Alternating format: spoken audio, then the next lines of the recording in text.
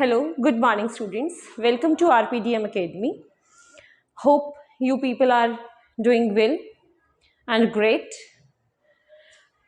See, in yesterday class we discussed about the different views of liberalism at different level, like at social level, at economical level. So I wind up my lecture yesterday after the meaning of liberalism at economical level and the custom union which was formed at the initial of Prussia, that was Zollverein. Fine, and उसके measures हमने कल discuss किए थे. So today we are on section 2.3, a new conservatism after 1815. So let me tell you, as already I told you, कि after the decline of Napoleon Bonaparte वही military commander था जिसने monarchical system को swipe away कर दिया था, और उसको स्वाइप करने के बाद, उसको खत्म करने के बाद उसने वहां पर मिलिट्री रूल सेटअप कर लिया था. फाइन, तो इतनी सी ये कॉमन बात मैं कई बार आपको समझा चुकी हूँ. और Napoleon Bonaparte was combinedly defeated in 1815 by the combined forces of Austria, Prussia, Britain, and you can see here Russia. Okay, so let's see the concept begin. What is conservatism? Conservatism क्या था? It was a philosophy that emphasizes on the traditional method of society, कि वैसे ही जो पुराने समय से परंपरागत जो रूढ़ियां चली आ रही हैं उसी तरीके से हमें क्या करना है, सोसाइटी को कंटिन्यू कराना है, सोसाइटी को रन ऑन कराना है, उसमें किसी भी तरह के कोई भी चेंजेस लीड नहीं करने हैं. फाइन. सो बट आफ्टर 1815 ऐसा नहीं था, थोड़ा सा उसमें बदलाव लाने की कोशिश की गई. Bye whom? By the conservatives. ठीक है, बाय द कंजर्वेटिव्स, ऐसा ग्रुप जो ये चाहता था कि सोसाइटी को रूल किया जाना चाहिए by monarchical system, by the rulers, by the king और क्वीन. तो जो सदियों से चले आ रहे हैं वही जो भी एग्जिस्टेड बिलीव्स थे, टू फोकस ऑन देम. तो वेरी कॉमन, वेरी सिंपल कि what is conservatism? It was a philosophy that focuses और emphasize on the traditional method of the society. Fine. So 1815 के बाद इसी तरह की सोसाइटीज को सेटअप किया गया बाय द कंजर्वेटिव्स. ठीक है, कंजर्वेटिव्स के हाथों में पावर आ गई दोबारा से, क्योंकि जो मिलिट्री डिक्टेटर वाला रूल था वो खत्म हो गया. फाइन. और दोबारा से जो लिबरल्स थे, जो नेशनलिस्ट थे, उनको दबाने की कोशिश की गई, उनकी एक्टिविटीज को रोकने की कोशिश की गई, और इसके लिए ढेर सारे मेजर्स किए गए, ढेर सारे प्रैक्टिसेस को अडॉप्ट किया गया. अब ये जो कंजर्वेटिस्ट का जो ग्रुप था, दे हैव ऑब्जर्व्ड दैट कि modernisation was the demand of that society in Europe. They do not want to go back in the pre revolutionary days. यानी दोबारा से जब रेवोल्यूशन हुई, फ्रांस में जो रेवोल्यूशन हुई, सबसे पहले रेवोल्यूशन फ्रांस से स्टार्ट हुई थी ना यूरोप में, मॉडर्नाइजेशन लाने के लिए, एक तरह से नेशन स्टेट क्रिएट करने के लिए. तो जो प्री रेवोल्यूशनरी डेज थे, जैसे कि जो कंप्लीटली ऑर्थोडॉक्सी मोनार्की थी, वो वैसी मोनार्की तो नहीं चाहते थे. वो चाहते थे little bit changes must be introduced, जैसे कि जो चेंजेस नेपोलियन बोनापार्ट ने थोड़े बहुत लागू किए हैं, जैसे मिलिट्री को लेकर एंड कस्टम ड्यूटीज को हटाकर, इसके साथ साथ जो कि एग्रीकल्चरल सर्फडम को हटाकर जो चेंजेस किए गए थे. यानी ये जो चेंजेस थे जो नेपोलियन बोनापार्ट ने किए थे, उन चेंजेस को एक्सेप्ट किया किसने? कंजर्वेटिस्ट ने after 1815. These points I did not mention on the board. Please keep all these points in mind कि they were in the favor of modernization, but little modernization in the term of like military, like the transportation and communication betterment system. ठीक है. next the betterment of like कि जो भी जैसे कि custom barriers को हटा दिया गया था उसको एज इट इज उन्होंने रखा. इसके साथ साथ उन्होंने ये डिसाइड किया कि ठीक है, जो एग्रीकल्चरल लेबर्स हैं, स्पेशली जो सर्फ्स हैं, उनको क्या कर देना है, उसको अबोलिश करना है, इस जिसको नेपोलियन बोनापार्ट ने पहले से ही खत्म कर रखा था. तो उन्होंने उन सारे चेंजेस को एज इट इज एक्सेप्ट कर लिया. इसके अलावा अब उन्होंने और ऐसे कौन से चेंजेस थे जिनको खत्म कर दिया. ठीक है, तो मोस्ट ऑफ द चेंजेस जो कि नेपोलियन बोनापार्ट ने इंट्रोड्यूस किया था, they had undo all these changes. अब कंजर्वेटिज्म रूल के अंडर क्या क्या सेटअप किया गया?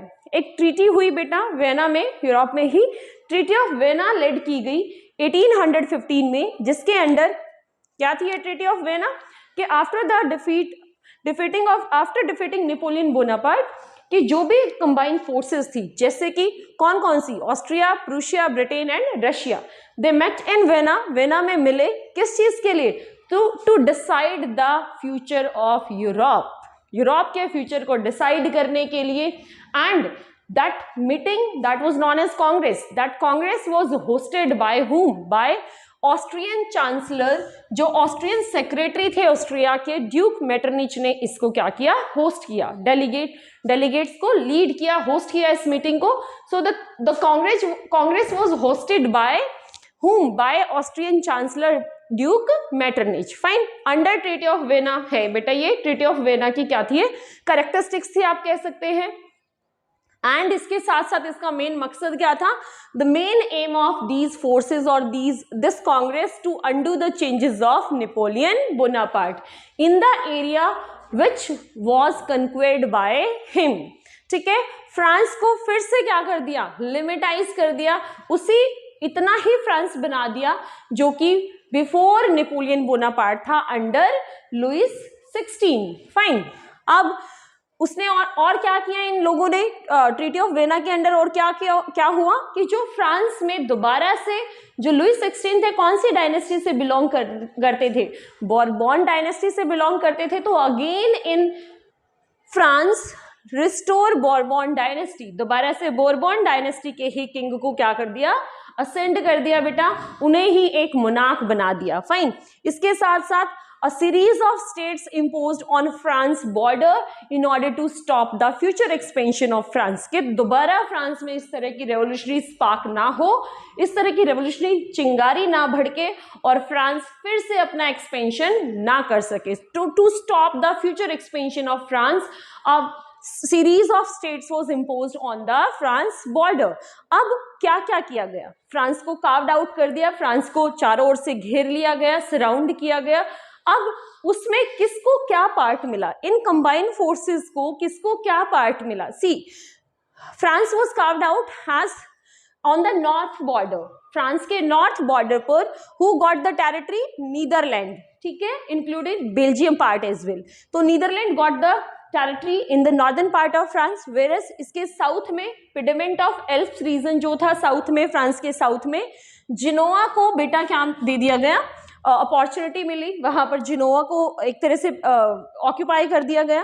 एंड एट द प्रूशिया को क्या मिला? Prussia gots the territories on it's western part, Prussia को उसके वेस्टर्न पार्ट पर क्या मिली? टेरिटरीज मिली, रीजन मिले। इसके साथ साथ प्रूशिया को क्या मिला? Part of Saxony also. ठीक है, तो वेस्टर्न फ्रंटियर के साथ साथ प्रूशिया को क्या मिला? सेक्सोनी का रीजन भी मिला जिसको उसने कंट्रोल करना था। एंड रशिया को क्या मिला? आरपी से याद कर लो, आरपीडीएम अकेडमी है ना। Russia got the control of what? Poland. तो it was the bifurcation of France, एक तरह से फ्रांस को चारों ओर से क्या कर लिया गया? सराउंड कर लिया गया in order to stop its expansion.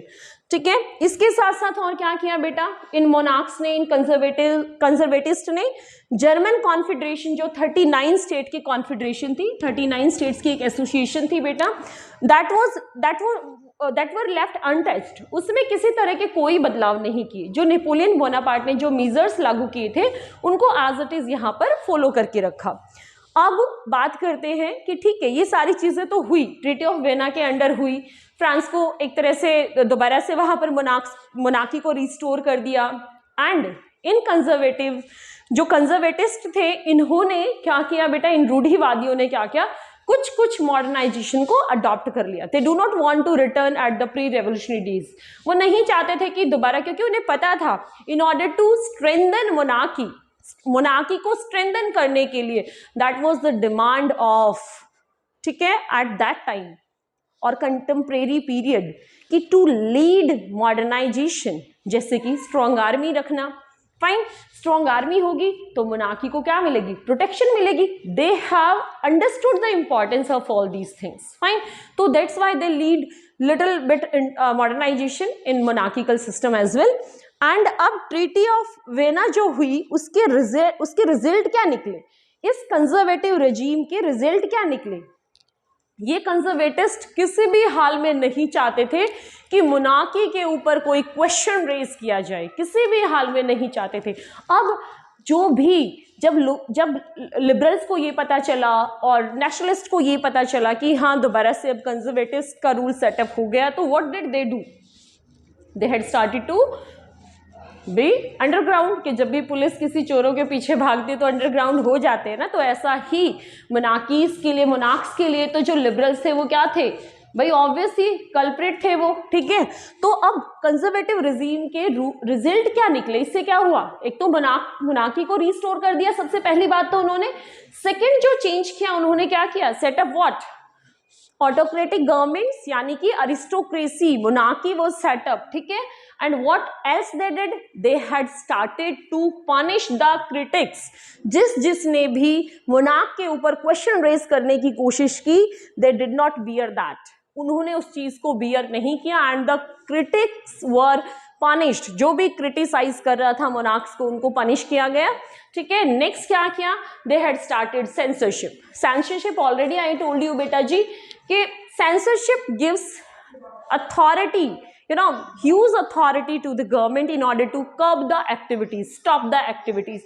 So they had started what, censorship means a power to stop the activities which raise question over the legitimacy of monarchy, जो कि मोनार्की की वैधता पर, मोनार्की के होने पर जो क्वेश्चन उठता था कि भाई मोनार्की गलत है, फाइन, या मोनार्की ये जो कर रही है वो गलत है, उन सारी एक्टिविटीज को क्या कर दिया गया, स्टॉप कर दिया गया। जैसे कि जो बुक्स थी, जो सॉन्ग्स थे, जो भी इस तरह की पेंटिंग्स थी, उन सबको क्या कर दिया, स्टॉप कर दिया, उनकी पब्लिशिंग स्टॉप कर दी। एंड जो लिबरल्स थे, now liberals would not have any option instead of to become underground, and they became underground. But these liberal nationalists raised the question which was highly hot debated, that was the freedom of press. इन्होंने सबसे ज्यादा जो oppose किया वो क्या था, freedom of press, कि भाई प्रेस की फ्रीडम को क्यों कर दिया, अबॉलिश क्यों कर दिया, इवन सबको ये मौका होना चाहिए, ठीक है। तो इस तरह से अब ये सारे रिजल्ट्स थे कंजर्वेटिव रूल के, रिजीम के, जिसके अकॉर्डिंग सिविल जो एमिनिटीज थी, जो सिविल फ्रीडम्स थी, जो सोशल फ्रीडम्स थी लोगों की, उनको क्या कर दिया, छीन लिया गया। अब इसका ये मतलब तो था नहीं कि कंजर्वेटिव्स का रूल आ गया तो जो लिबरल्स है वो कुछ नहीं करेंगे। ये जो रेवोल्यूशनरीज थे ये अंडरग्राउंड तो हुए, but they did not stop the activities, mind my words, इन्होंने अपनी एक्टिविटीज को बंद नहीं किया, दे had started the activities secretly, यानी कि चोरी छिपे गुप्त तरीके से इन्होंने अपनी एक्टिविटीज को कंटिन्यू रखा। So the further section is 2.4, that is the revolutionaries. So here the most important revolutionary of Italy was who? Giuseppe Mazzini.